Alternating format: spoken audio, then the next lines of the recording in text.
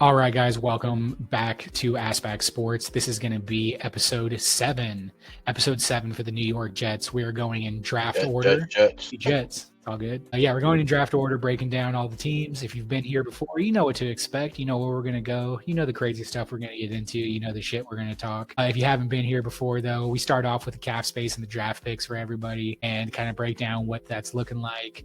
Then we get into the coaches and GMs and we talk about, who you guys have as your coach, who you guys have as your GM, the things we like, things we don't like. Then we get into some players of note on the team, the players that led the team in touchdown or in passing yards, receiving yards, rushing yards, all that good stuff. And, just players that kind of are big parts of the team. So we'll talk about that. We'll get into free agency where we talk about kind of who's going to be there, who you guys might sign, who we think you should sign. Just kind of seeing where to improve the team there. And then we're going to get into the draft and we're going to talk. We do a quick mock draft usually of our own, just a couple rounds just to see who is a really kind of rudimentary draft. We're really early in the draft right now, the whole process for that. We're just finishing up the combine. So there's not really a lot of information out there. So please take these with a grain of salt and don't crucify us if we're way off on these guys. I mean, then we'll finish up with the Assbacks of the team. Assbacks are the players that just aren't cutting it or the players that we really want to see back on this team. So, without further ado, we're going to jump right in here. We're going to get into cap space and draft picks for the Jets. And the Jets have $15 million in cap space, good for 21st in the league. They have $26 million in dead cap. Kind of a lot. Yeah, it is a lot. Who's that on? I don't know. Let me see. Let's see if we can pull it up here. Devontae Adams. Well, no, they haven't cut him yet, but he's a big. Did they cut him yet? No, they ain't cut him. Dead money. Okay, dead money. Here we go. Who have been traded or released? So Tyler Conklin is. That was a big hit. 5.9. Mike Williams. 5.8. DJ Reed counts against the cap. Javon Kinlaw. Aaron Rodgers. Yeah, Aaron Rodgers. There's a lot of dead cap hits. Miles Jones, Jackson Sermon. Yeah, there's a lot of guys just kind of sitting there that don't take up a lot of space. It's pretty much Hassan Reddick is $4 million. Von Kinlaw is $4 million. DJ Reed is $4 million. Mike Williams was $5 million. And Tyler Conklin was almost $6 million. So that's where all that comes from. That's pretty bad. Usually when you have a team that's picking 7th overall, they don't have that much dead cap space and they actually have a little bit more cap space. No. I mean, this cap space will go up though, because you're going to get Aaron Rodgers off there. I mean, what's his cap space or what's his dead cap? I don't know. Yeah, so you guys are kind of screwed. Wait, what is it? They'll probably designate him as a post June 1st, so they can spread that out over a few years. $49 million? That's what it says on Sport Track. That can't be right. I don't know. $26 million in dead cap. Maybe there's oh yeah, it's true. Yeah, they haven't got rid of him yet, even though they said that he's going to be gone. So, that's going to screw your cap space over even more. It's going to be really interesting to see what you guys do with that. But so all Jets fans know that the Jets have been a dumpster fire for fucking years. I mean, this organization is not doing very well. Bad decision, yeah. Aaron Rodgers was a bad decision. Yeah, I know there was a lot of Jets fans that were really excited. I think we all know a Jets fan that's just that was really excited for it. And I think all of us were like, okay, sure, yeah, exactly. I mean, it was. Go ahead. All of us were disappointed. Not even fans. I'm like, damn. I got some close friends that are Jets fans. And I play fans football with them every year. And we got a group chat, and I'm sure it was fiery this year. It ain't nothing but sadness every time they're like, man, what the fuck, Yeah, it's the organization just ran really bad, and it's just unfortunate because they have such loyal fans. I mean, Jets fans are loyal, man. One thing to definitely say about them, they've been fans for a long time. My granddad is from New York, and he was a Jets fan for a long time. He was for over 50 years. He finally put it down, though, and said he's no longer a Jets fan. So it's tough, man. We feel for you guys, and hopefully we can give you guys some bright spots to look forward to on this, And with that, let's just get into the coaches and GM here because hopefully this is a new beginning. Well, hold on. I gotta say something first, Okay, yeah, go ahead. I just want to let everybody know that I feel for y'all Jets fans.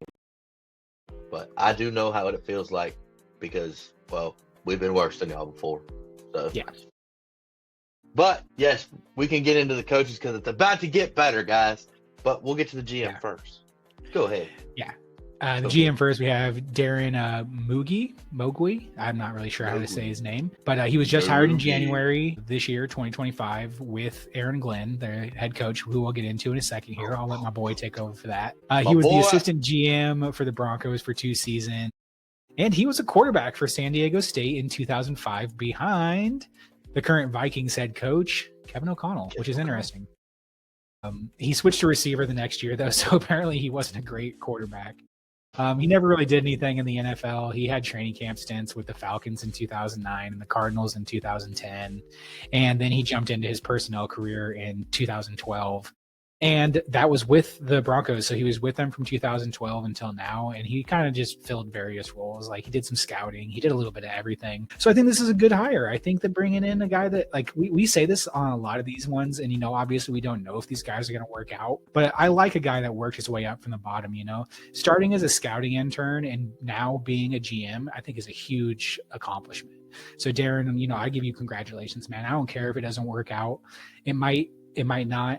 The owner there is kind of the problem, so we'll see.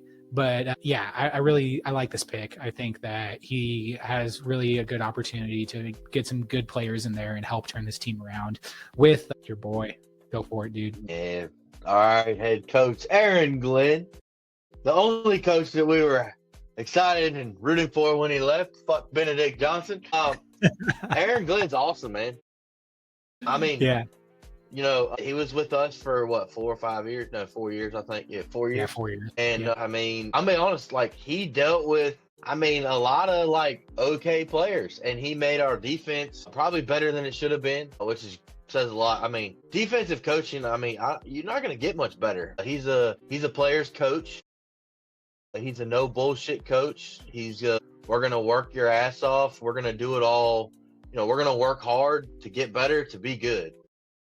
Man, I mean, Dan Campbell's crazy about this guy. Like he said it multiple times, like he's going to be a rock star. I agree. I think you couldn't get a better hire, especially on the defensive. You guys got some good defensive pieces, young pieces, and I'm telling you right now, he's going to do something with them. Yeah, this is what Dan Campbell said about Aaron Glenn. He said, Aaron Glenn is as good a coach as you're going to find. He's an even better human being. I mean, this guy is as good as they come, and he can do it all. He understands how to manage a game. He understands offense, defense, special teams. He knows how to communicate. He understands discipline of players, and he's motivating. He's inspiring. Anyway, I don't want to lose him, but I also root for the guy because I think he's a hell of a coach. That Dan Campbell said right there for you. I mean, if you can't take anything else from Aaron Glenn, I mean, his former head coach speaks incredibly high of him. Yeah, I'm telling you, he's going to be great hire. I mean, he's going to be awesome. Yeah. No, I don't think you're going to fix it year one. Okay. You're going to have some patience, kind of like we did when we started our rebuild, you know, like you're not saying y'all in a rebuild, but you're kind of like in a weird, not rebuild. I don't know. They got pieces though. You know what I'm saying? But I think Aaron Glenn's gonna do great things for this team. I'm telling you, he's a hell of a coach, man. Like y'all got to win. I'm rooting for him. You know, besides when I'm not rooting for the Lions and you know my best friend's team, the Redskins. You know, I'm gonna be hoping Aaron Glenn's doing good. Yeah, definitely. I'm not rooting for Carolina. They suck. Dude, come on. Give it a year or two, and I'll start rooting. I mean, I hope you all do good, but you know, you're not ready yet. But anyway, Aaron Glenn, great hire. You got a lot of good things to look forward to on that. I'm gonna miss him, but I mean, he's a coach, man. He's a coach's coach, and he's just like I say, he's a player's coach, man. He's gonna bring another level. He's gonna weed through all your players that aren't serious, that are there for paychecks, or they're there, you know. They're worried about themselves. Yeah, them guys are gone. There's not going to be any of that bullshit. He only wants players that are going to play and play for the guy next to him, and they got to trust each other. And he's football. This is real football. Yeah, and he's going to push that. And he brought along Tanner Engstrand with him, which is another great one. He actually was potentially going to be considered to take over Benedict Johnson's role. Actually, I'm not really sure why he didn't. I know we went John Morton. We'll see how that goes. I think maybe he just liked Aaron Glenn. Yeah, that's a possibility. But either way, I think he's going to be good. Yeah. He come from, Dan Campbell. So, I mean, they came from the same place. So they're looking for the same thing. They know what they're looking for. I think they're going to try and build it like the Lions did. I think Aaron Glenn had a really big piece in that. I don't think it was, obviously Dan Campbell and Brad Holmes, but Aaron Glenn was somebody that Dan Campbell talked to every day about everything. So he's ready to, I think both of them together, that's good. They already, have continuity. Obviously, Aaron Glenn's more defensive, but he still knows offense because he played against offenses. That's the other thing, I mean, I think both hires are great. I think OC is going to be good. Obviously, you guys need to figure out the quarterback situation. But another thing, good for Aaron Glenn to getting rid of Aaron Rodgers. Just saying. Yeah, right away. Like, let's bite the bullet. Look, I'm not dealing with these distractions. We're here to play football. Yep. And your offensive coordinator is going to be the same way. Yep. Yeah, great offensive mind. I really like both of them. I mean, and Tanner Igstrand, this is something that he said in June. He said, we talk about being a physical, detailed football team. The feet are cemented in that now. It's not something that was foreign to me when I got here, but if there was ever something to get cemented in, that's it. And that's what I really believe in. Something I would also say is explosiveness, the explosive plays and importance of it. We're chasing that every week, and I think that's something that is the forefront of our minds as we're trying to game plan and win these games, is how well we can do that. So, I mean, I like that too. I mean, I like that he has familiarity with Aaron Glenn. I think that's just going to help everything. He's going to call the pass. That's going to be interesting because it doesn't look like he's done that at all before. So that's, it might be a little bumpy in the beginning. But he sat behind Aaron Glenn for 4 years. I mean, he sat behind Ben Johnson. I mean, I'm sorry, Benedict. Yeah. Don't say that name. Benedict Johnson. Sorry. Yeah, we don't speak his name. Yeah. So, I mean, he did sit behind him for a few years. And so I think that, I think it might be rocky a little bit because he's pretty young too. He's only 6 years in the NFL. It comes from a great coaching background though. I mean, along with Dan Campbell and Benedict Johnson and Aaron Glenn, he also started his career as a graduate assistant for Jim Harbaugh. I mean, if you can start anywhere, that's awesome. He's also been through a rebuild. You know what I mean? Like he's been through a bad offense and we grew. He's seen that. He's not going to be afraid when the offense doesn't do good. He's not going to be like, you're not going to see him. Freak. Yeah, you're not going to. He's going to be calm and collective. You're not going to see him freak out. Yeah, it's not going to happen. And Aaron Glenn, and that's the other thing. Aaron's going to have his back. 100%. Aaron Glenn is going to have his back. It's going to be great. I think you got some coaches. Well, and like you said, they're not really in. Yeah. Well, and you said, they're not really in the worst position on offense. Like they had the 18th ranked offense per Pro Football Focus, 24th in yards per game. So I mean, not terrible, not great, not terrible. 25th in points per game. Yeah. So I mean, it's it's kind of where you guys are. The 7th pick, 25-7 is going to put you at 32. So you guys kind of were where you're drafting at, which I think is a good thing. You don't want to be drafting further back than you are, if you guys were ranked this rank but somehow pulled out an extra couple wins and you're picking 10th now, that's that's a worse player potentially you can get at 10. The closer you are to the top, obviously you have your pick at who you want to go with. So I think they're right where they need to be on that. And you talk about the offense and these guys, the offense, the head coach, I know the D coordinator, Steve Wilkes. I mean, he's been a good defensive coordinator. Niners fans probably wouldn't agree with that because they didn't like the way that he called. I've talked to a bunch of them. They didn't really care for it. But you know what? He was a good head coach interim for us and everything.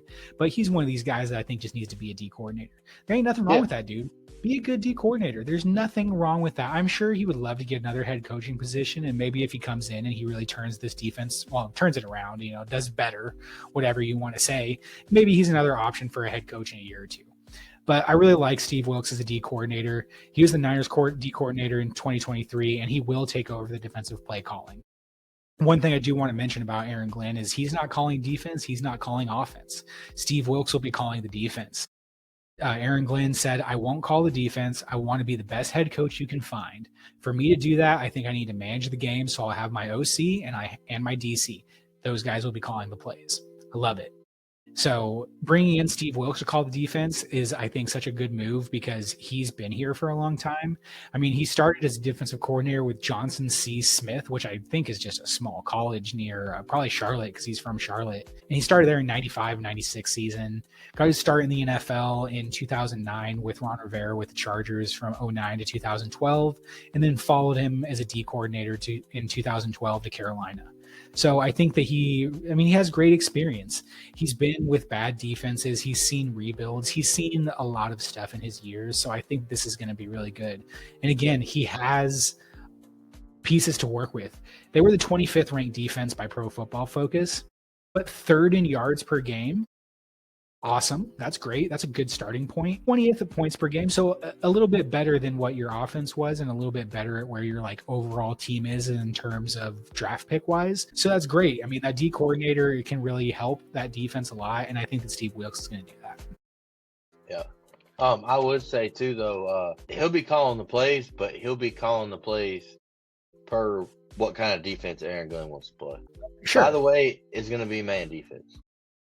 Yeah, and Steve Wilks does a lot of man. He does a lot of blitzes. Yeah. He's familiar with 3-4. He's done a little bit of everything. So I don't think it will be a problem with him doing kind of whatever Aaron Glenn wants to run. No, I'm sure. Which again is a good thing that he brought in. Yeah, I would say they probably talked about it when they hired him. Yeah. You know, about what Aaron Glenn wants to do and says, hey, this is what I want to do. Sure. You know, are you up for that challenge? He's going to call the plays per that. Yeah. Yeah. I mean, I think it's a great pick. And I mean, he's experienced, man. Yeah. I mean, 18 years is a lot in the NFL. Yeah, you know, that's huge. You can crash and burn real quick. So he's getting his second chance, I guess you could say. I mean, he didn't make it as a head coach, but defensive coordinator. Being a great defensive coordinator is not a bad thing. Look at Steve Spagnuolo. Look at Vic Fangio. You know, like there's a lot to be said about that. So, yeah, I think that's a great hire. I think that Glenn has gotten a great staff around him. He brought in a guy that he's familiar with, and then he brought in a guy that has experience, which I think is a great combination. And then with special teams coach, again, this guy is kind of new. He only has 3 years of NFL experience. So having Steve Wilks there, having staff I just like altogether, I think it's a really good combination. Chris Banjo is the special teams coordinator. He was the Broncos assistant special teams coordinator for the last 2 years. So, I think that he's going into his third year of NFL experience. I'm not sure. But he does have a lot of ties to Aaron Glenn and the new GM. Like let me see here. He was a special teams player too in the NFL. Yeah, so let's He knows. I think he does. Well, so he polished his coaching skills under Mike Westhoff, who was the former Jets and NFL special teams guru, who was an assistant head coach under Sean Payton for the last 2 years. And he had a medical condition. So he stepped in as the special teams coordinator for the last half of 2024. And Westhoff was Aaron Glenn's special team coach when he was with the Jets in 2001. He also was there when Aaron Glenn and Sean Payton was Aaron Glenn's head coach in New Orleans. Banjo was there in his final season as a player. And they were also together with Bill Parcells in Dallas in 2006. He's also familiar with the GM who was Denver's assistant GM the last couple of years since Banjo was there. So, a lot of stuff like that. He's been around. He's been with Green Bay as an undrafted free agent. Like you said, he was a special teams guy. He had 58 coverage tackles in his career, which was a 9-year career. He played special teams for a long time. That's awesome. Yeah. So, I think this is a good hire. Again. Yeah. I think they see something in him, obviously. They know him. And they're like, hey, they're looking at him like, I think you got the potential to be a really good coach, special teams coach. So they brought him in. And, I will trust anything that Aaron Glenn does. Yeah. And the most important thing is putting a coaching staff together. That's the most important thing. And he seems like he's done a really good job. There's good balance all over this staff. Like you have youth to infuse that aspect of it, and then you have guys that have been here for a little bit, and Aaron Glenn himself, and in Steve Wilks. So I really like that. Chris Banjo can really improve that 23rd ranked special teams, and I think we're going to see a big jump from the Jets this year. I mean, Yeah, you're they gonna have need the players old, still, but but you're gonna see the old and the new, and that you're gonna get a mix of new NFL, old NFL, and we're gonna make something happen. That's what yeah. you're gonna get. And I And mean, as solid as this team is, it really is shown too in the turnover differential. 18th with a -2 differential. -2 is I think that's pretty solid. If you can get to a -2 differential, that's middle of the pack right there. They weren't terrible, they weren't great, and that's a good place to be in when you're the 7th overall draft pick. That means that there was just some things that kind of went wrong. There's some changes you need to make, and you guys are going to make those changes. They had 17 takeaways. So the defense did their job for the most part. 10 fumble recoveries is awesome. That's crazy. that's wild. Only 7 interceptions, so people were running on him a little bit more, is what it seems like. But then the giveaways, Aaron Glenn's here to fix that. So. He is, and he'll get more takeaways, and he'll improve this team a lot. And the giveaways, as bad as Aaron Rodgers was, like he didn't really throw a lot of interceptions. He only had 11 interceptions, which is great. 8 fumbles lost, which is kind of on the higher end, but since you only had 11 interceptions, that kind of cancels it out a little bit more. You know what I mean? So that number might go up a little bit. This turnover differential might be a little bit worse this next year, depending on who you guys get at quarterback. But yeah, that's the real question. But that's kind of okay because you're at this point where you just need to do something because Aaron Rodgers was never going to be a long-term thing. I don't care. Even if he came in and he did amazing for these first couple of years, he was never going to be a long-term person in this organization because he's so old. So eventually you're going to have to go through this, and why not just get it done with now while you still have a good defense and you can kind of mask those a little bit. So I think you guys are in a really good situation heading forward. Yes. Yep. And with that, let's go into the players and note. Well, Aaron Rodgers, but he's gone. Yeah, he's gone. I mean, he was the team's leading passer. Yeah, but nobody cares about Aaron Rodgers anymore. He's gone. I mean, he didn't do what he came here to do. No. He actually did terrible. He did way worse than everybody thought he would. Not to mention, first year he tears his Achilles, so there goes that. And then you paid him a bunch of money. Now you got $49 million in dead cap because of this cocksucker. And yeah, I mean, I know he led the team in passing and touchdowns and interceptions, and he got sacked 40 he didn't times. have He can't move. He just. Let's be Jets fans. We got to be glad that he is gone. Yeah, I'm sure you guys. Even though you're going to have to deal with the repercussions for one more year. Yeah. But there's free agent quarterbacks, and we'll talk about that. And there's quarterbacks in the draft that you might be able to get late. I know G's high on a couple of these late round quarterbacks, and so am I. So there's opportunity there. You could pick someone. You never know who might show up. Then, I mean, at least you got a good running back, though. Like Breece Hall, like he definitely had a bad season this year. Trust me, I had him on fantasy, my 2nd overall pick of the draft. It was not great, but he's still a good running back. He's still young, 876 yards to lead the team at 4.2 yards a carry, which is a great clip to have it at. 5 touchdowns. The biggest part that really is concerning is the 6 fumbles. He only lost 2 of them, which is lucky, I guess. But 6 fumbles is a lot. You can't be fumbling it 6 times on the season. That's just nuts. But he also added 483 receiving yards. That's great. 3 touchdowns receiving too. So altogether, he had about 1,200 yards total and 8 touchdowns. Not a terrible year.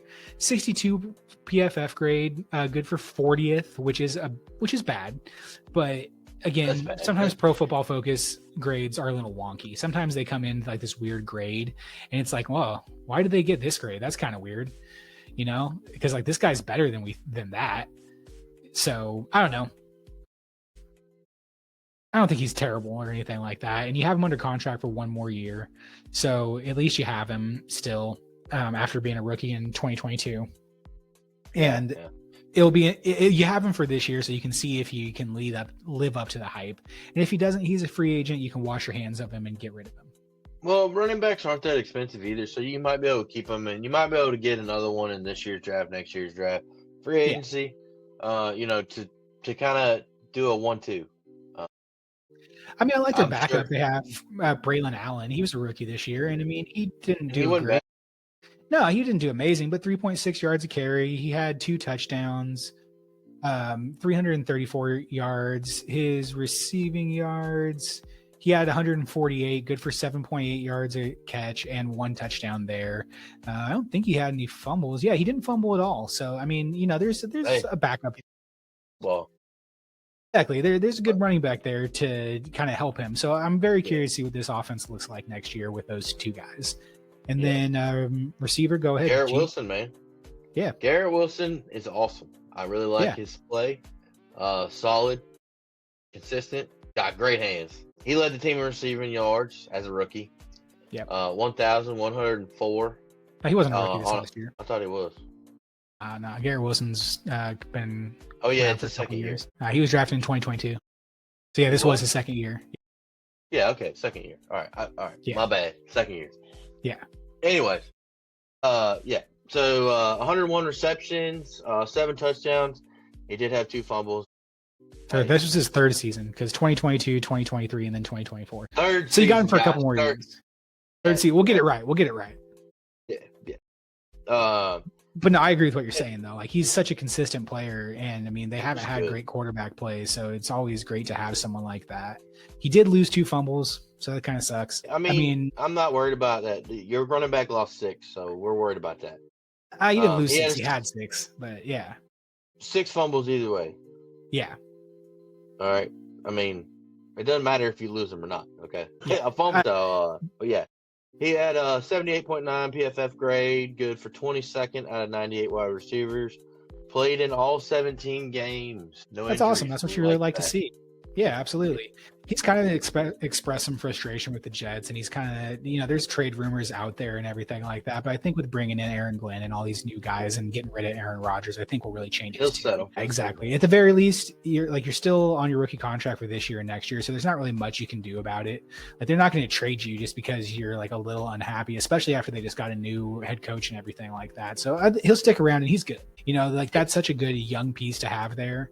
And then we kind of get into a different situation for a receiver with Devontae Adams. He was second on the team with 854 yards, which is crazy since he only played in 11 games there. 67 receptions, 7 touchdowns, no fumbles, kind of just a typical Devontae Adams stat. He's just consistent. He does a great job. He's been one of the best receivers in the league for a long time. He's getting to the end of his career. So there's going to be some drop off. Oh, absolutely. Yeah. And I mean, he got traded midseason because he loves Aaron Rodgers and Aaron Rodgers loved him. So he wanted to bring him over. They thought it was going to change everything. It didn't change everything. And he's probably going to be out of there too. I mean, he's still under contract, but they do have an out this year for only $8 million in dead cap. So if they do get rid of him, they can do a June 1st designation and probably spread that out over a couple years. So it'd be 4 this year and 4 next year. It's not the worst thing in the world to get rid of him. I mean, he did great, 75.8 on Pro Football Focus, good for 30th out of 98 receivers. So it's not like he was bad or anything like that. He'd be cool to keep on, to hold on to him. I mean, that's a great other receiver to have. Him and Garrett Wilson together is great, but it depends on him. If he wants to be there and he's going to give it his all, maybe they hold on to him and say, fuck it. It's not bad to have a good receiver. So, no, I mean, why not? See. I mean, I think Aaron could be more open to keeping him than, he'll have an option. Whereas Aaron Rodgers didn't have an option. They said, no. We don't want I know Devontae loves Aaron and everything, and he always is like following him around and everything. But at this point, it's kind of like, dude, just chill. Like, collect your huge paycheck that you're going to get this year. Because what's his contract look like? I mean, I'm sure it's huge, Yeah, it was. Because it was the Raiders. He takes up 13% of the cap space, and his cap hit this year is $38 million. Collect your $38 million. He's the highest play on paid. the team. Yeah. Collect your $38 million. Play on the team. Be an option for the new quarterback, whoever that may be. And then after this year, either they re-sign you if you want to, or you go somewhere else. Then you can have it up. Or help out that wide receiver you just drafted. Yeah. He's a veteran player. He can definitely help people. I mean, as long as he's got the right attitude. Aaron Glenn ain't keeping him if he ain't got the right attitude. So you ain't got to worry about that. Yeah, exactly. So hopefully he has the right attitude and he sticks around and he improves that team. But we'll see. It's going to be definitely curious to see kind of what happens there. What do you guys want to happen, Jets fans? Like, do you guys want to keep him? Do you just say, or get rid of him? It doesn't really matter that much. Or are you guys just kind of indifferent on it? I mean, 7 touchdowns and everything. Like he had a good season. It's not like it was bad or anything like that. So I'd be curious to see what you guys say. I mean, you got Alan Lazard there too. Out of that, you got Lazard and there's somebody else I thought from that came with Aaron Rodgers. Well, I mean, they did have Mike Williams, but he didn't play with Aaron Rodgers before. They did. They just brought him in. And, I would like to say though, They're all y'all's offensive line is not bad. No, I just want it's to not. throw that out there. Like, your weakest is your right tackle, Moses, who y'all probably do need to replace because he's old. And he's old. And Yeah, he's 34. yeah, but I mean, he just had a down year this year. It wasn't 2015, 2016. He was okay. Yep. So, maybe it's time to get one. We'll see what happens. But other than that, your O-line's actually pretty decent. Yeah. Um, Well, and they had Olu Fashanu, the guy that they drafted, and he's a tackle, so he could probably go in and replace Morgan Moses or Tyron Smith. Because I mean, Tyron Smith's old too. As good as he was, he's 34, so it's like maybe he has another year or so left in his tank. I don't think he's under contract anymore with them, though. I think that he's a free agent. Okay. I'm not really sure. I'm gonna try and pull that up really quick. Smith. But yeah, so I mean, there's pieces there that you're gonna replace. Yeah, Tyron Smith is a free agent. So Olu Fashanu probably goes into that left tackle position. So maybe you guys need to get a right tackle. We'll see what happens there. There's options in the draft for another tackle too if you need to go get one. Maybe not like super high with your first pick, but you could definitely go out and get one in the second or third round or something like that. Definitely be someone there that you could slot in, or a free agent too. Yeah. Maybe we'll talk about one coming up here. You never know. But yeah, so they're in a good position. Having a good offensive line, and I mean, the fact they had a good offensive line and Aaron Rodgers still can move around like that, it says a lot about how bad Aaron Rodgers is and how immobile he is. Yeah, because I mean, what? So Tyron Smith was 30th on Pro Football Focus. Their left guard John Simpson was 77.3, good for 11th. Their center Joe Tipman was 7th with a 73.4 grade. Their right guard Elijah Vera Tucker, good for 9th in the league at right guard with a 77.7 grade. So it's not like there was anything bad there. And Aaron Rodgers just was hurt or whatever it was. He's just old. Offensive line is there. So y'all are actually in a good spot for a quarterback too. Yeah. So we're going to keep Tyrod Taylor and let him do his thing. I like Tyrod Taylor. He's always been kind of he's always been like a good bridge quarterback kind of guy. I mean, in speaking of bridge quarterbacks, they might bring in like someone like Jameis Winston.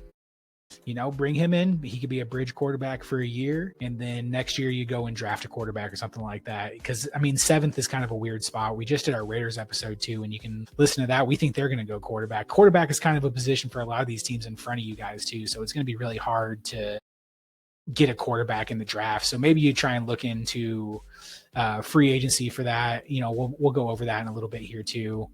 But yeah, there is just something that just needs to change there, but you're set up for a quarterback pretty good. Yes. But enough about the offense. Let's get into the defense a little bit because I like a lot of these guys on defense. The defense is really where you guys shine and have a lot of good players. Your tackle leader, Damian Sherwood, played in all 17 games, had 158 tackles. That's great. That's awesome. Love to see it. That's got to be first. Added 2 sacks, 10 tackles for a loss, 3 passes deflected. I mean, that's awesome, man. Like, that's what you like to see here. And he's a good piece. Let's see here. I don't know why it says he had 109 on Pro Football Focus. It's just solo tackles. So yeah, solo tackles, he ranked 9th total with 109. So that's great. Yeah, that's awesome. Let me see if I can pull up the stats for all overall. Yeah, how young is he? Let's see. Well, I had him up here a second ago. He is. So he was tied for 3rd in the NFL with Robert Spillane, the Vegas linebacker, with 158. So yeah, I mean, that's awesome. Yeah, that's great. I like him a lot. I think he's a great bright spot for you guys. I think that he really can just continue to be a good spot in the middle there. He was a 5th round pick for you guys in 2001. He's only 25. Yeah, he's only 25. So yeah. I really like him. I think that that's a great place to have. It's always good to have a good linebacker in the middle there. He had a 73.8 Pro Football Focus grade, good for 35th out of 189 linebackers. So it's not like he graded out bad either. It's a great start to the defense here. Yes. Yeah, the middle of that field's solid. Yeah. Go ahead. Which one? Which one you want to talk about? Quincy Williams. Quincy Williams. Yeah, I like Quincy Williams. All right. Well, he played all 17 games, yeah. and he was 2nd on the team with 116 tackles. Also added 2 sacks, 14 tackles for loss, awesome. 4 passes deflected, love it.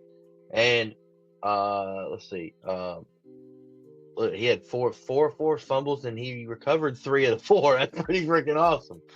That's pretty awesome. Yeah, he was 29th in the league in tackles. So you had a top 5 guy and a top 30 guy. Yeah. Sweet. He was 32 out of 84. Yeah. I mean, that's great. You got another piece right there. And Mosley, your middle linebacker, is good too. Yep. I mean, I've heard rumors that he might retire, so we'll see kind of what happens there. But yeah, you had. He was a Lion. Yeah, he was. He's been around for a while. He's 32, so he's near the end of his career for sure.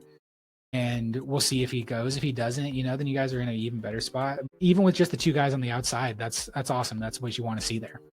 Yeah. And then after that, we got Will McDonald, led the team in sacks, played in all 17 games, had 10.5 sacks, also added 28 tackles, 11 tackles for a loss, 3 passes defended as a D end is awesome. 2 fumbles, both recovered. Or no, he recovered 1, I'm sorry. His Pro Football Focus grade, he didn't grade out amazing. 120th out of 211, good for a 51.4 grade. He was drafted in 2023 by you guys, so he's still really young. But I mean, those stats are awesome. Defense. Okay, is that where it comes from? He's weak on the run defense. Yeah, he got like a 39 grade on run defense. Yeah. Hey, but he's good against the pass. He's a pass rusher.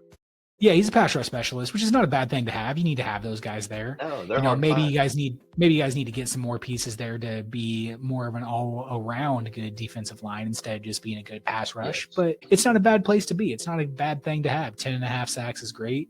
Like I said, all the other stats that he added there is awesome. I love seeing the 11 tackles for a loss from a D end. That's great. That means that even if he was bad his rush defense grade was bad, but 11 tackles for a loss is pretty good. So I don't know, is that really that bad? Let's see here. League leader in tackles for a loss was Myles Garrett. And then he had 11. So, that's pretty far down there. He's tied with a bunch of players at 32. So, it wasn't great or anything like that, but that's still really good. So I don't know. I think you got a good piece there. That D-line is not great, but it's not terrible. The linebackers are good. I think you got two good ones, Your D tackle, Williams is. Yeah, Quinn Williams is good too. He doesn't really he doesn't have a lot of stats, because D tackles just kind of don't. They just take up space and they plug take up, double team. Yeah, exactly. He's not going to look good on paper or anything like that. And then Javon Kinlaw too. I like the Niners. He's supposed to look good. He had a down year, but he's a solid. No, actually, he didn't have a down year. He didn't have a down year. Has he been bad? Yeah. 2022 is his worst season, but then 2023, he's roughly averaged out. He's about the same. Okay. But he's decent. He's not. You might need another piece there, but he'd be a good plug-in piece. Yeah, good depth. But your cornerbacks are solid, except you're gonna lose Reed probably. Yeah, I saw something that said he's leaving. He doesn't want to stay with the Jets, which I don't really blame him. I'm sure that he likes Aaron Glenn and everything like that. I don't think it has anything to do with that. I think it really has to do with the owner, which is where a lot of the turmoil comes from within this organization. Hopefully he just sits back and he lets Aaron Glenn do his thing and be a head coach and not meddle in all this stupid shit like he has been for the last however many years. Because that's what he needs to do. He needs to stop being Jerry Jones and get his ass out of the fucking room. Get your ass back in your office. Yeah, exactly. So we'll see what happens with that. Secondary, like you said, is really good, even with losing that. You got Sauce Gardner. We don't really even got to talk about Sauce very much. We all know about Sauce. Dog. He's a great cornerback already. He's so young. One defensive rookie of the year. He's going to be a great shutdown corner for you guys for a long time. I want to talk about Ashton Davis, who led the team in interceptions with 2. Not a lot. I think there was one other player that had another interception. He only played in 15 games though, so he missed a couple games, which isn't terrible. Missing 1 or 2 games isn't really that abnormal anymore in the NFL. I feel like most players miss at least a game or so every year. But he also added 35 tackles, 5 tackles for a loss as a safety, which is awesome. I really like that stat as a safety. That means that you're seeing stuff in the backfield and you're really making that decision to go in and get those guys. He had 2 passes deflected. His Pro Football Focus grade was a 71.1, good for 42nd out of 170. And unfortunately, he's currently a free agent. Now, I don't believe that he actually was your starting safety for most of the year. I think that he came in and he just ended up leading the team in interceptions. Tony Adams was the starter, wasn't he? Yeah, which I thought was interesting when I was doing my research on this. I mean, still a good thing to have if your backup safety is getting good picks. I mean, maybe he needs to be your starting safety over Chuck Clark. Oh, Chuck Clark, yeah.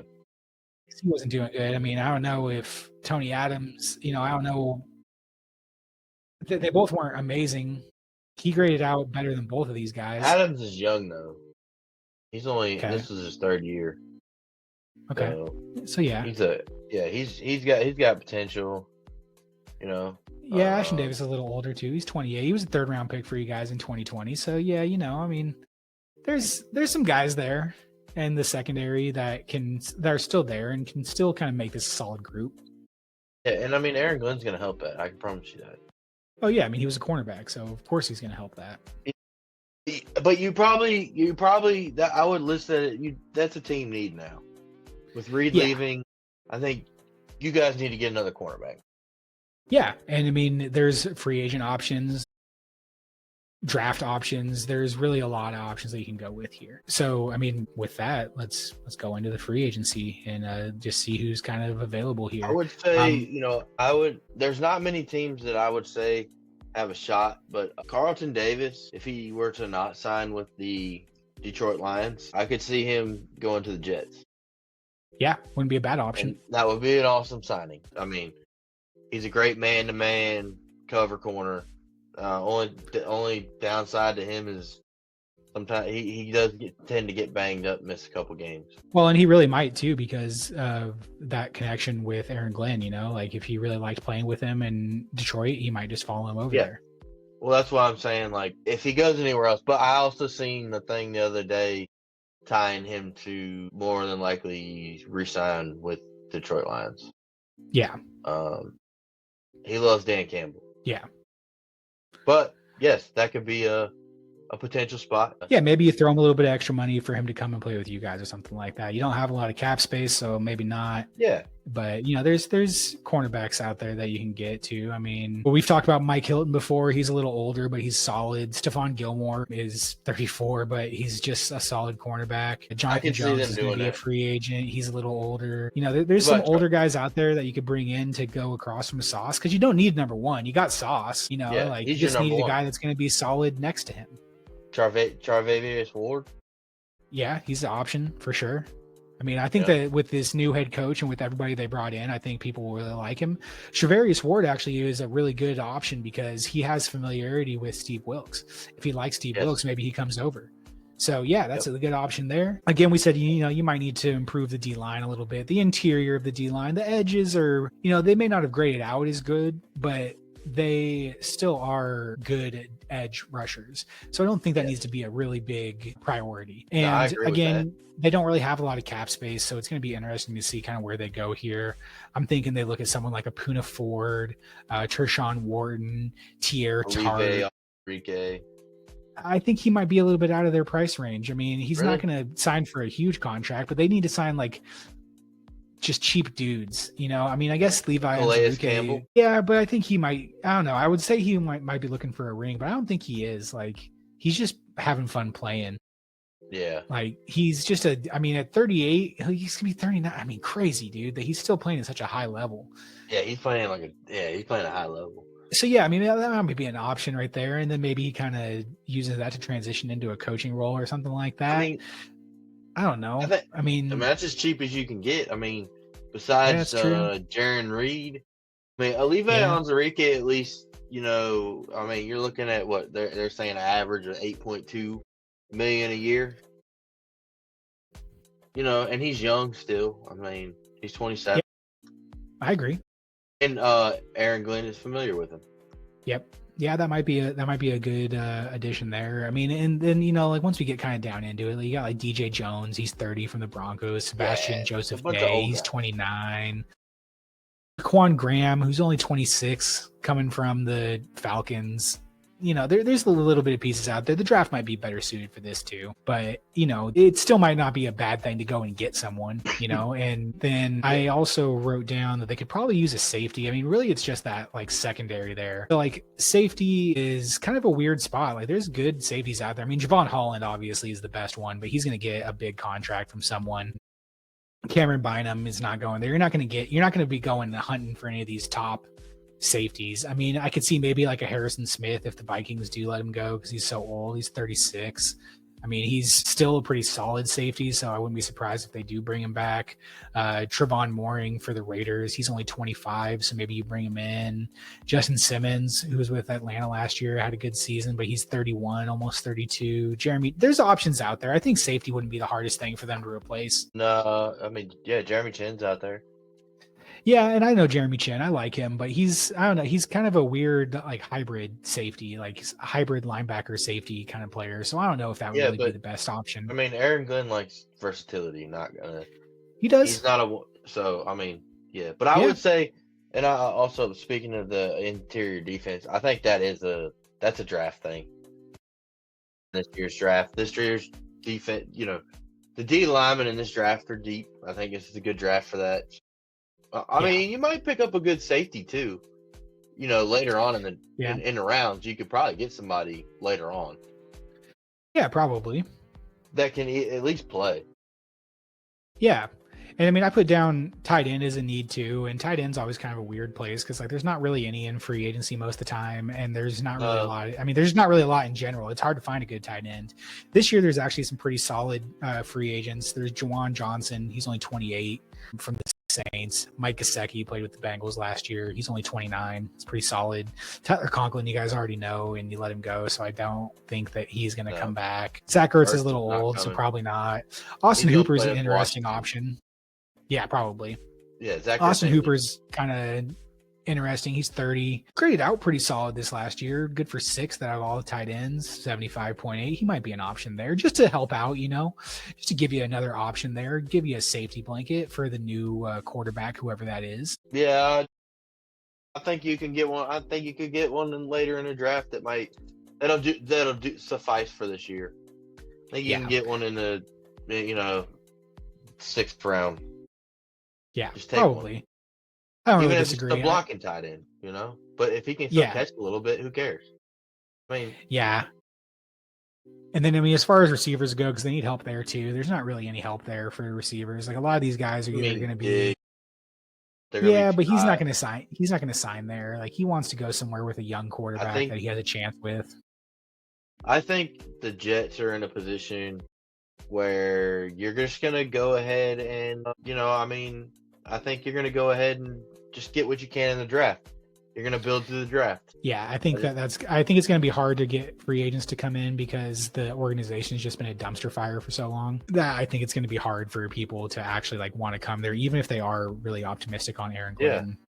Yeah. It's a hard thing to shake when your owner is just so like, detrimental to the team almost. And I mean, I'm sorry, Woody Johnson, but it's the truth, man. Like you really just need to go sit in your office and let the football people do what they're doing because what you've been doing hasn't been cutting it, dude. So I don't know. Something needs to change there. And until then, I don't know what other free agents they're going to get.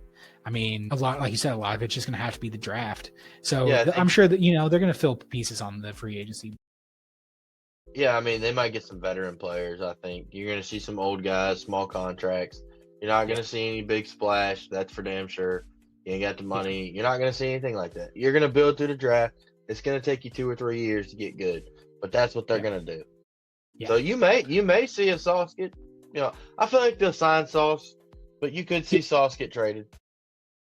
Yeah, there's a scenario that happens, but I don't know. I think that's pretty unlikely. I think he's such a good player that they really want to hold on to him. It just kind of depends on which way the team's going in a couple of years. So that would be really interesting to see kind of what. I mean, it's really, you guys are in an interesting spot. Like it's not like the worst spot. You have a really good head coach and a really good, interesting coaching staff that we both really like, and that I'm sure you Jets fans really like too. I mean, it's something to be optimistic about. I know that we said at the beginning of the episode that I don't know what you guys really have to be optimistic about, and well, hopefully we can give you one. That's really what it is the coaching staff, the GM trending in the right direction, having respect, even the coach having respect, because let's be real, the last few coaches that the Jets have had haven't really had a lot of respect. I mean, I liked Robert Saleh. I think he probably had the most respect out of the most recent coaches. But I mean, before that, like, it's just kind of been nobody likes him. It's trash. Yeah, I feel like Robert Saleh didn't get a fair. I think he's actually a pretty decent coach, but that you know, whatever. I mean, I'm sure y'all don't feel that way, but I think Aaron Rodgers is at fault. Yeah, absolutely. He caused a lot of turmoil in that organization, and he's gone now. So hopefully you guys can get back to being a respected franchise. Yeah, no more turmoil, no more drama. Aaron Glenn is not going to put up with that shit. No, he's not. And I'm telling you, he ain't going to put it up from the owner either. Nope. He'll shut that shit down. He will shut it down. So I think you guys finally got a really good guy in there, and I think that's going to help. And let's get into the draft here, because like we said, you know, you guys are going to have to go a lot into the draft. And again, if you guys haven't been here before, what we do with the draft is we kind of just go over some mock drafts that we do, and we just run through a few of the options that pop up here and there. We only really do the first couple rounds because, again, you know, the combine's going on right now. We're really early in the season, in the combine and draft season. So we don't really know how good these guys are going to be. No. So you have no idea. Yeah. So give me a sec here, get this up. And, you know, with this mock draft, it has just interesting players kind of available here. You got Ash and Genty, so you don't need a running back. We already know you guys aren't going there. Probably not going offensive line, so Will Campbell's probably out too. And in this mock draft, are you doing this right now? Pro Football. Yeah, I'm just looking at like kind of what's available in this random mock draft that I did on Pro Football Focus. I mean, I did one earlier, and for that draft, like when I had the 7th overall pick, I actually traded back to the Bears and I got Tyler Warren, tight end out of Penn State, because I think that would be a really good option, and only trading back a few picks would make that, you know, palatable. If Mason Graham is somehow there at 7, you run up there and you give him that card faster than you can go. At 7 is just kind of a weird spot. Like there's just not like, I don't know, man. It's hard to kind of find someone at 7 where like without reaching. You can reach if you want to at 7. I don't know. I wouldn't blame you. So I see as a need would be defensive back, right? Yeah. All right. Well, Jahad Barron. Yeah. I think is a good pick to take there. He's probably the best cornerback in the draft. Yeah, and in my mock draft, he was gone. He went to Jacksonville at number 5, but I agree if he's there. I mean, honestly, and if he's not, go Will Johnson. Oh, Will Johnson to me is the best man cover. He's the best man cover corner in. Well, I guess maybe not. PFF don't think so. That's for damn sure. But Will Johnson is a great. Yeah, I mean he's gonna be a great cornerback. I mean, you could trade back here. Yeah, if you want, I think a trade back would be interesting.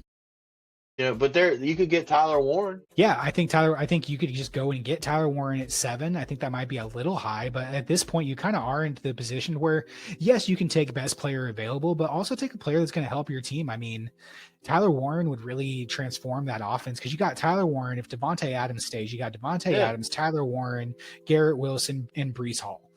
You put a quarterback in there, whether you get someone in free agency or whether you get someone in the draft later on. And that's a pretty solid offense to walk into. Even if you just get a bridge quarterback that can just take you to next year, this is a solid offense to walk into. We talked about the same kind of thing with the Raiders. It's like, if you miss out on a quarterback, just make that offense better. So when you do get that quarterback, they come in and they're not going to a team that has no offensive weapons. They just go into a team that had no quarterback, which is a lot of teams. It's hard to find a quarterback.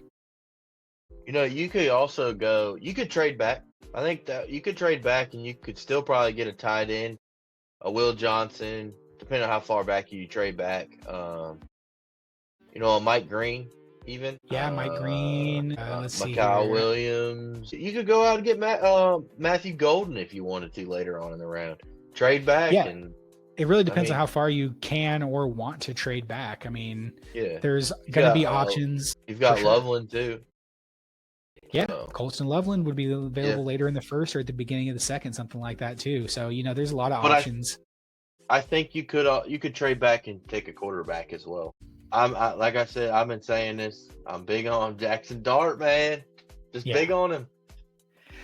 You could trade back to the end of the first round, or you could trade back into the first round. Because, I mean, the Jets have 2 picks in the second round and right back to back. They have... I'm keeping. Or no, they don't. They only have 1. I'm sorry. That's one of the trade backs I did. Yeah, no, I think, I mean, or you just take your quarterback right then and there. I guess if you're set on somebody, Yeah, if there's a I guy that think you you want to go draft. get, I mean, I don't see why not. I say you trade back, or I mean, because you could say you trade back with somebody, move later in the first round and go ahead and get you another first round pick this year, and then get you a second round or a first next year. Yeah, I agree. Because I'd say 2 years you got to build another draft. I mean, that's where you're sitting. So I mean, if you don't take a quarterback this year, you can take one next year. So just draft best available player. All right, if it's a tight end, it's a tight end. If it's a wide receiver, it's a wide receiver. If it's an interior defender, if it's a cornerback. I mean, you could draft a running back.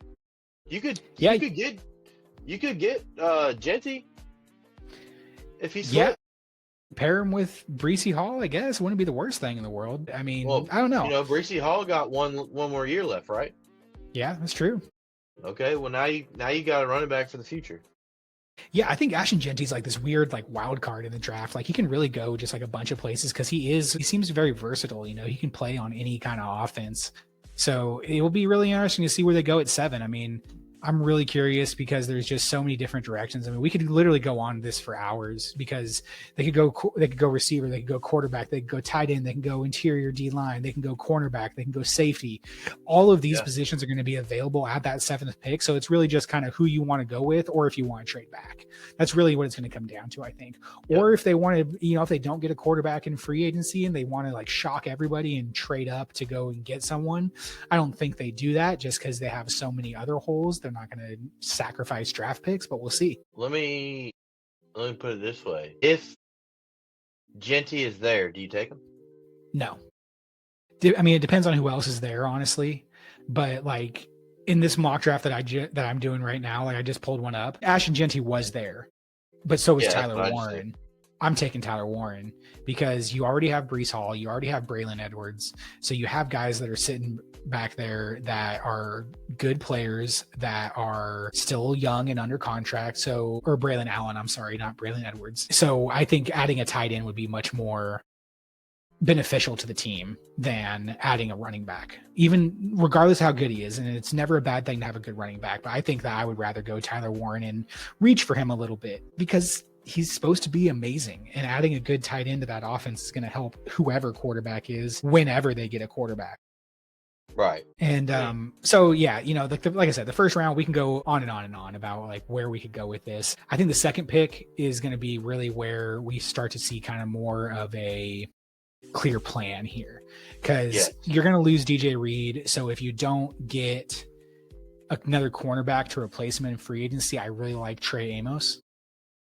Trey Amos. I'm big on Trey Amos.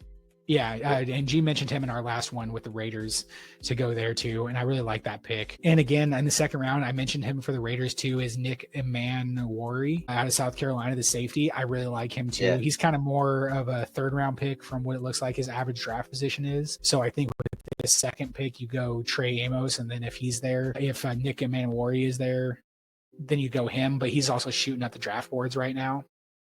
So yeah, if you don't re-sign DJ Reed, which it doesn't sound like you're going to, then I think you go Trey Amos in the second round if he's still there. He very well could go into the first round. We'll see what happens with him. But I think that's where it's kind of a more clear plan, Like I think that's an easier position to draft in because everybody's kind of on a similar level in the second round. Like these are kind of guys that either fell a little bit or maybe this is where you reach a little bit more maybe. So there's a lot of ways they could go in this one. I'm very curious to see what happens here. I'd like to say too, like if you wanted to wait too, like I think Kobe Bryant, COBE. I think Kobe Bryant's going to be he's going to be a good cornerback, and he's going to be a little bit later rounds. Yeah. I think he'll slip a little bit. Maybe he might go up on all depends on the combine and all that. I don't know that he's at the combine though. I think he is. I think he is. Yeah. Yeah. But he's out of Kansas. Sure. Yeah. I like that. I mean, you could double dip. You could get 2 of them. It's not the worst thing in the world to have 2 good cornerbacks, or another good, or 3 good cornerbacks, I guess, in your case, if you had, you got 2 of those guys. Because, I mean, what does the slot cornerback look like for him? Let's see what their nickel base and the nickel. Well, I guess we don't really know what it's going to look like at this point. But I think they got Oliver, but yeah.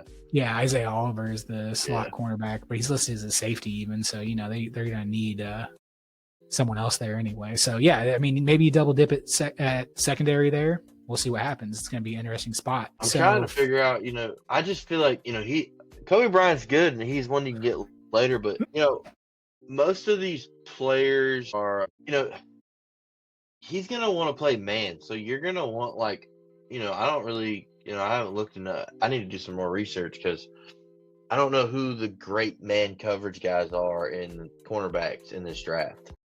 Yeah, I'm not really too sure either. I mean, Siobhan Ravel, I know, is one name.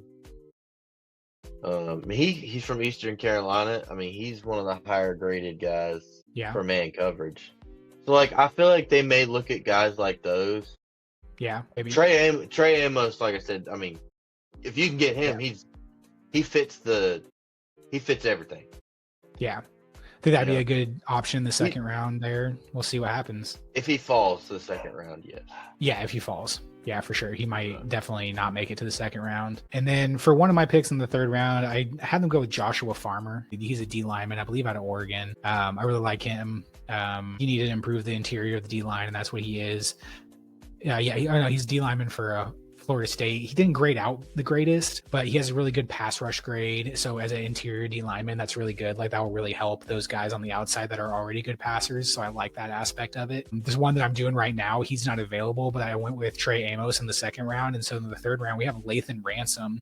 Came from Ohio State. He graded out really good.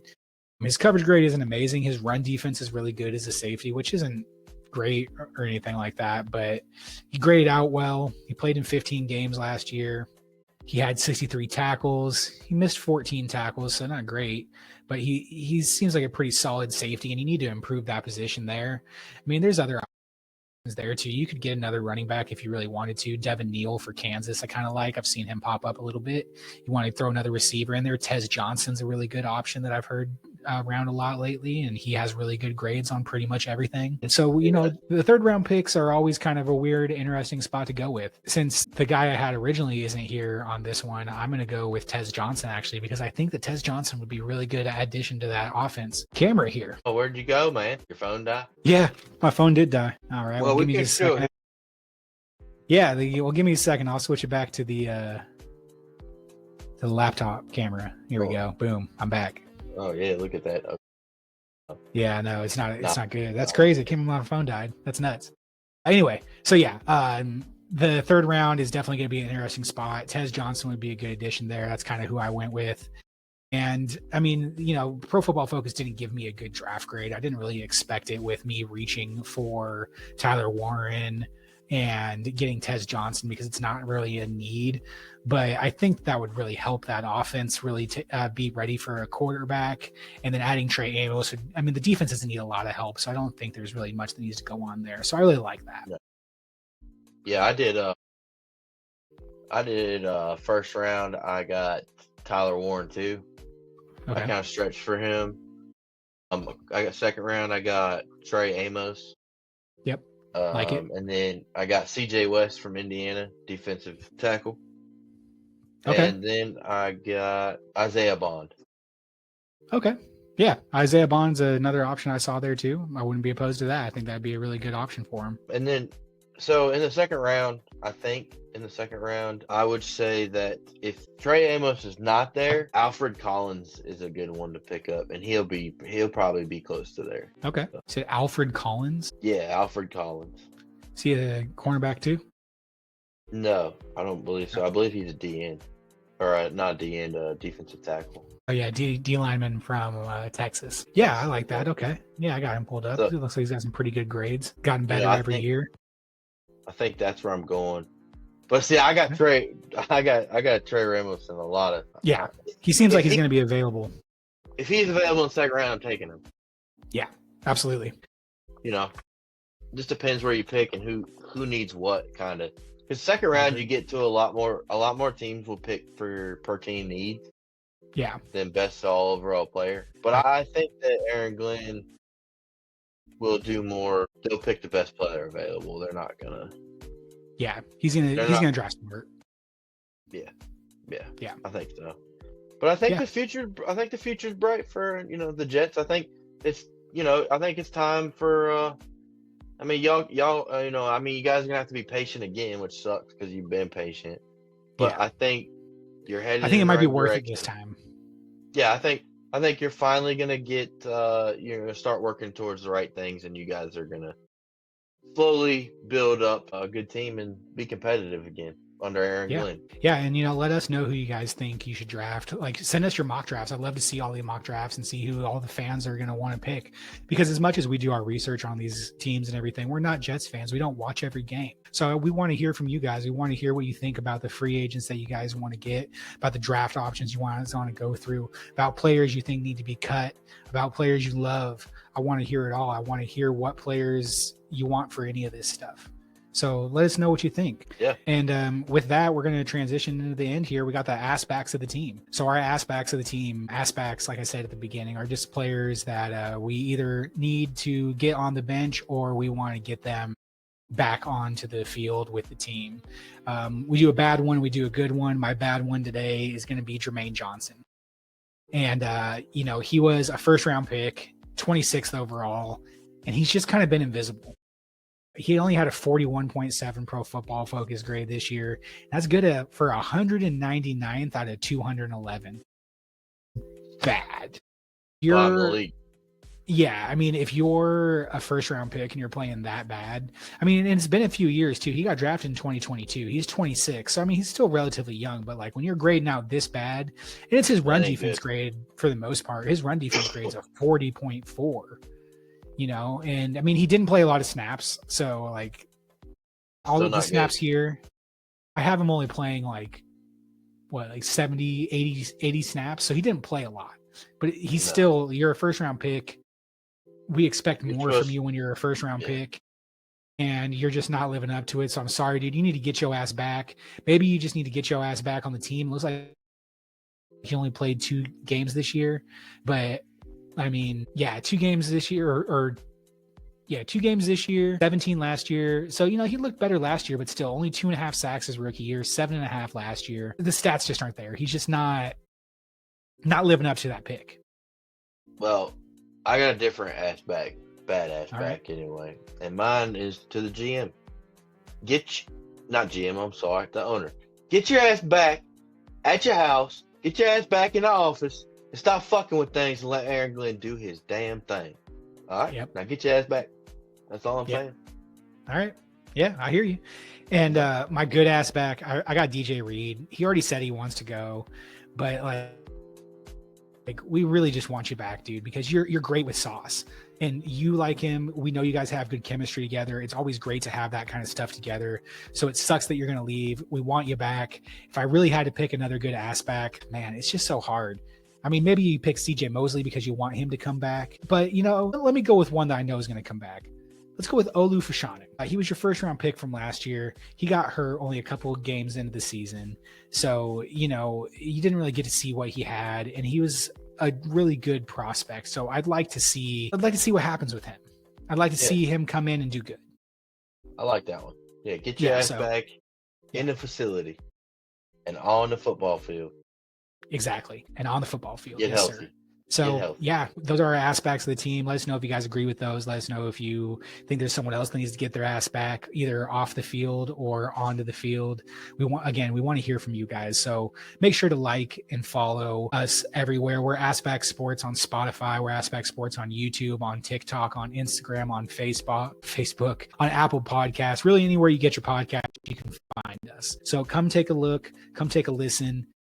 And make sure to get your ass back for the Carolina Panthers. This is going to be a really good episode. It's going to be a long one because it's going to be it's going to be an episode where we're going to have to bring old commish down, to reality because they're going to be so high on these Carolina Panthers. We're going to have to bring him down a notch so that, realistic Okay, you know. No, man, I'm a good fan about it. I'm not crazy. I'm not a Cowboys fan, man. You're getting me It's confused with debatable. Cowboy fans It's here. debatable. I have good Okay, takes, man. I know what I'm doing. we'll see what happens, but we're Yeah, definitely yeah. gonna have We'll to see what shut him down. happens. We're gonna have to get him Yeah. riled up, guys. I'm gonna get him riled up. I ain't cutting He him no always gets slack. me riled up, man. Yeah, I'm We're gonna gonna get get you him the same going. way with the Lions. So And yeah, get your make sure ass you get back. your ass back for the Panthers. It's gonna be a good episode. You guys are gonna like it. I'm gonna like it. It's gonna be a lot of fun. I'll make sure my phone's fully charged so the camera doesn't suck, and you guys can, not have to worry about that. But get your ass back, and we'll see you guys soon. Thanks.